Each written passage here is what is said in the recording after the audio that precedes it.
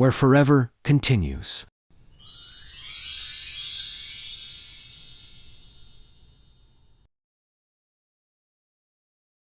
The sun rose gently over Silver Creek, brushing gold across the porch and waking the valley without hurry.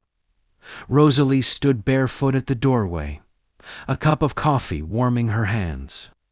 Inside, Caleb moved quietly, already dressed, already thinking of the day ahead.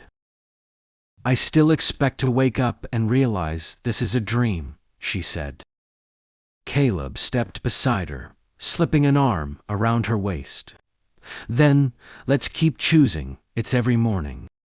They spent the day repairing loose boards and planting wildflowers near the creek. Rosalie laughed when dirt smudged Caleb's cheek. He kissed her anyway. "I never knew love could look like this," she admitted. "Like work," he teased. "Like belonging." By sunset, the cabin felt different. Lived in, claimed, loved. The cabin stood beneath cottonwoods, modest and weathered, but warm. Sunlight spilled across the wooden floor as Caleb opened the door. Rosalie stepped inside slowly, as if crossing a threshold into something sacred. "This is ours," she whispered. Caleb nodded. Every quiet morning, every storm, all of it. They unpacked side by side, folding the past neatly away. Her dresses hung beside his shirts. His boots rested next to her travel trunk. The space filled with belonging. That night, the quiet pressed close. Caleb woke from a dream he couldn't shake, gunfire echoing in his chest. Rosalie found him sitting upright, breath uneven. She touched his cheek gently. "You're here?"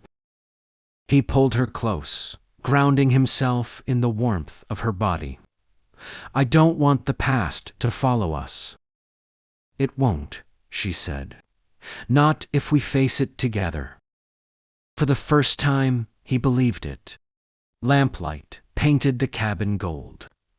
Rosalie brushed her hair while Caleb watched from the doorway, overwhelmed by how much peace she carried into his life. "No more running," he said softly. She turned toward him, only choosing. Their kiss was slow, unhurried, filled with intention. When they finally lay together, it was not urgency that bound them, but reverence, a love earned, not stolen. Morning arrived gently.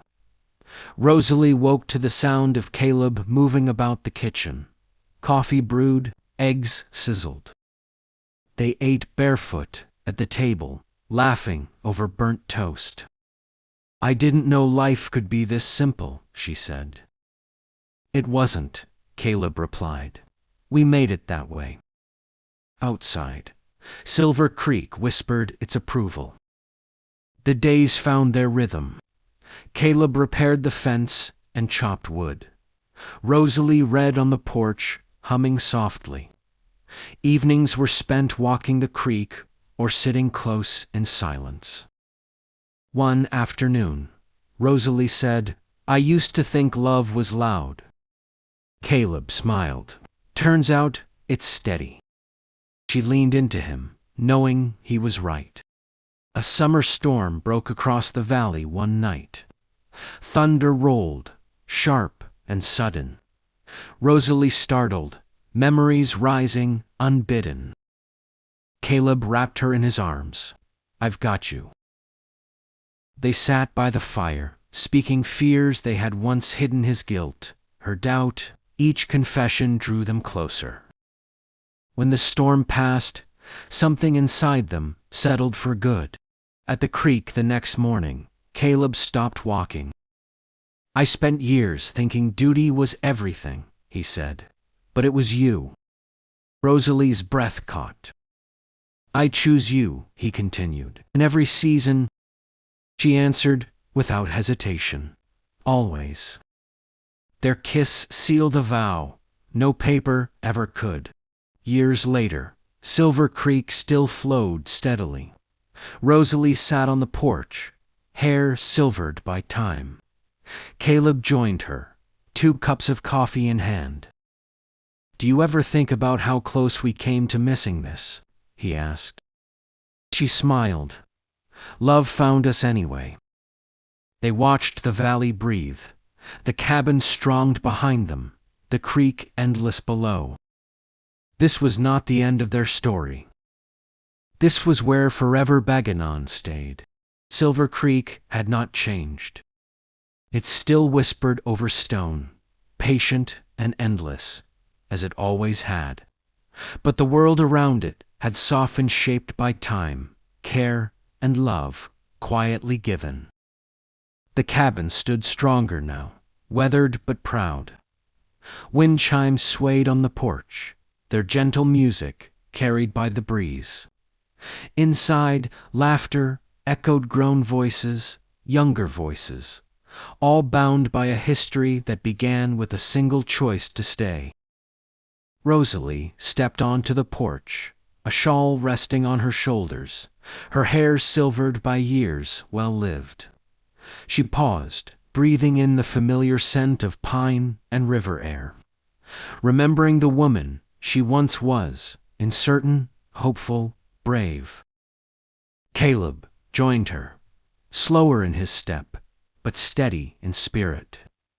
He placed a warm mug into her hands, just as he had every morning for decades. "Still beautiful," he said, looking not at the land, but at her. She smiled. "So is this life." They sat together, shoulder to shoulder, the silence between them rich with memory. Below the porch, Silver Creek shimmered, carrying echoes of laughter, whispered vows, and quiet tears. "Do you ever regret leaving?" Caleb asked. Rosalie shook her head. "We didn't leave. We arrived." He nodded, understanding. Duty, fear, and noise had once defined his world. Love had taught him something gentler and stronger. The sun dipped low, painting the valley in gold. Somewhere behind them, footsteps approached, voices calling out with familiar affection. Life continued, full and warm. Caleb took Rosalie's hand, fingers intertwined as naturally as breath. "This was never just our ending," he said. "No," she replied softly. "It was our becoming." They watched the light fade, knowing that time would go on without them some day. But what they built would remain, not in walls or land, but in the way love had been lived. "Silver Creek," whispered on, "and where forever had begun." It continued. Like and subscribe. Aurora Tale Wild West. God bless.